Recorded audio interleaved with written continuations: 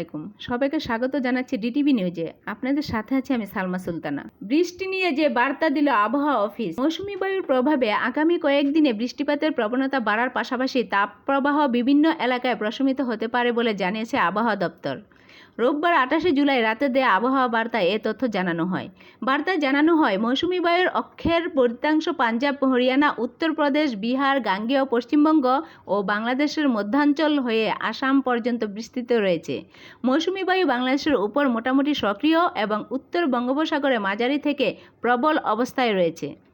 এই অবস্থায় আগামী 24 ঘন্টায় খুলনা, বরিশাল ও চট্টগ্রাম বিভাগের অনেক জায়গায়, রংপুর, ময়মনসিংহ, ঢাকা ও সিলেট বিভাগের কিছু কিছু জায়গায় এবং রাজশাহী বিভাগের 2-1 জায়গায় অস্থায়ীভাবে দমকা হাওয়া সহ হালকা থেকে মাঝারি ধরনের বৃষ্টি ও বজ্রবৃষ্টি হতে পারে।